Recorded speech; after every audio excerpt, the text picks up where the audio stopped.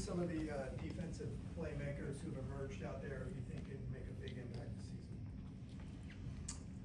Oh, I mean, I would definitely put John Tez high up on that list for sure. I think he's, as he gets further and further away from the injury, his playmaking ability and experience is, you just feel that. You can tell this guy's played a lot of ball. You can just tell he's made a lot of plays already at this level, and his ability to adapt to our scheme pretty quickly, has definitely been apparent. Rock Hill's made a lot of nice plays on the ball. Prophet continues to make a lot of plays. Matty Riordan, kind of carrying over from what he did in spring. It definitely has, from an instinct standpoint, is up there for us. Been real impressed with Devin Bryant. I think he's had an excellent fall camp at backer. We're pretty deep and pretty talented there. That's honestly a group that, out of spring and into fall, I was pretty interested to see where we were at, but I feel like we've made some real progress there. I think Talanoa Ely has done some really nice things there as a young guy as well. And I think we have multiple across the front.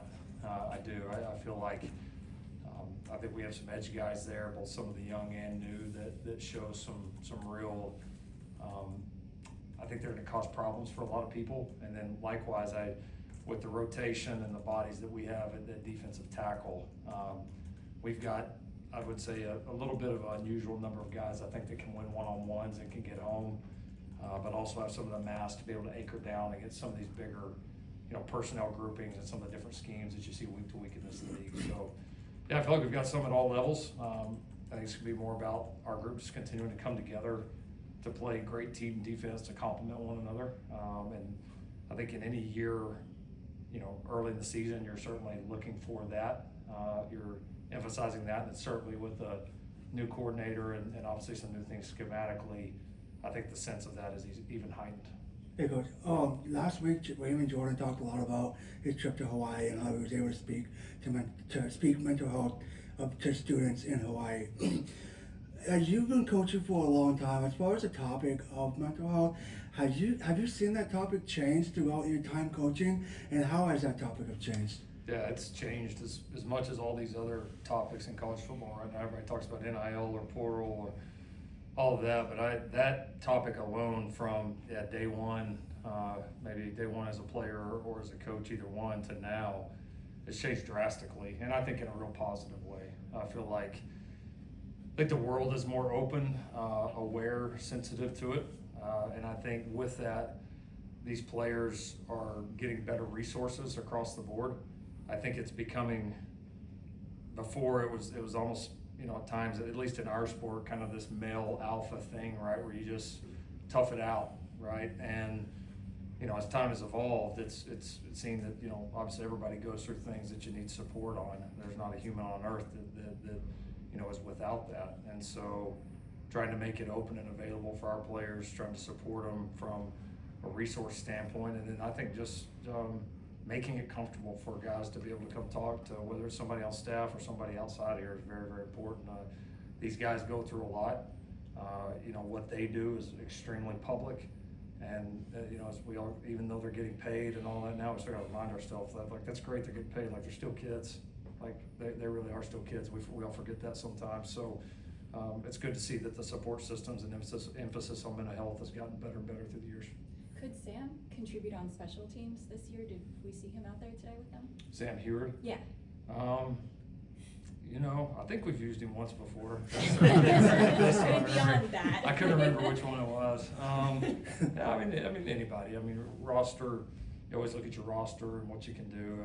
I don't know that it'll be would be a full-time thing, but we have some different skill sets, and kind of like the creativity we used last year. We'll always try to look at the roster and see how we can attack someone, and never, we never want to discount or discard anybody on our roster's ability to help us.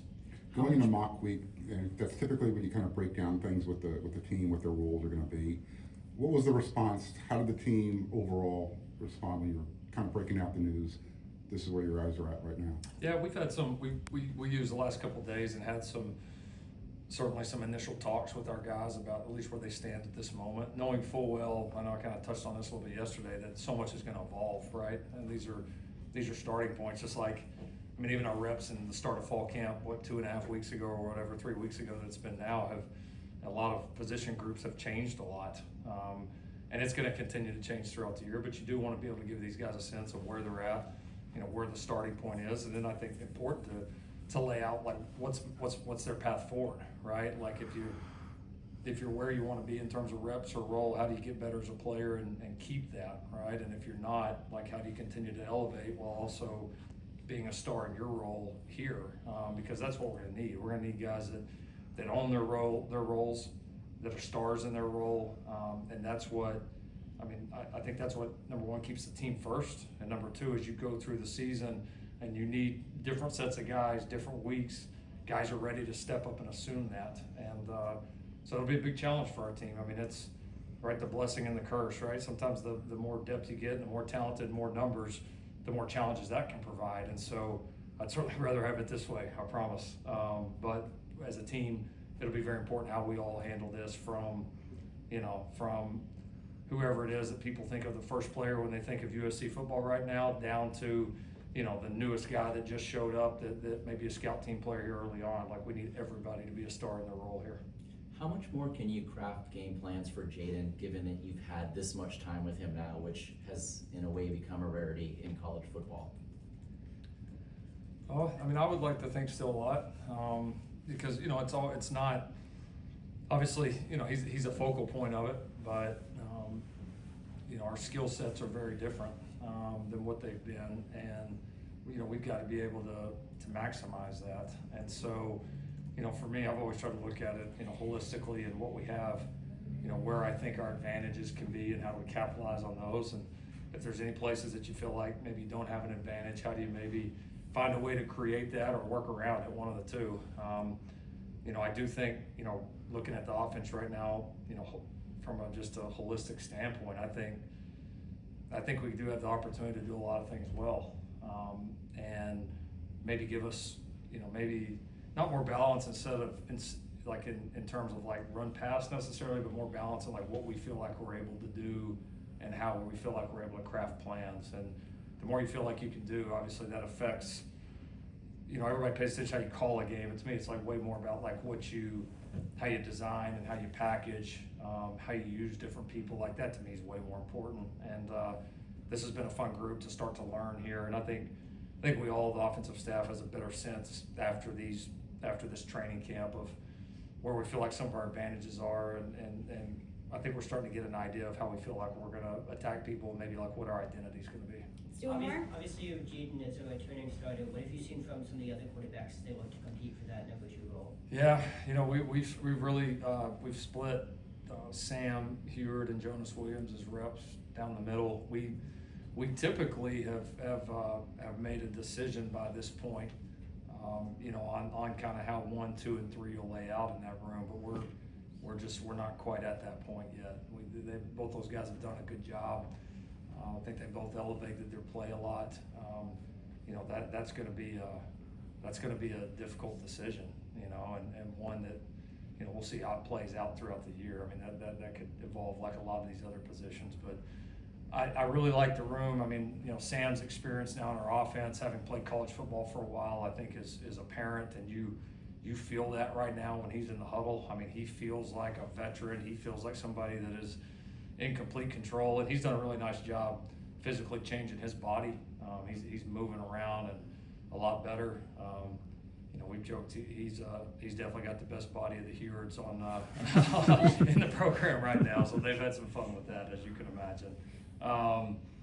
And Jonas has done a really nice job. We gave him quite a few reps in spring. Thought he handled them well, but he's pretty mature, and his ability to communicate and operate for his age right now is definitely on the higher end of the true freshmen that I can remember bringing in throughout the years. He's been really impressive. So I feel like we got 2 guys there that we can win with. And we'll have to obviously sort that out here at some point, because you can't rep 3 quarterbacks for forever, but we're going to let this thing play out a little bit as long as we can. Thank you, Coach Riley. All right. Thanks, Coach.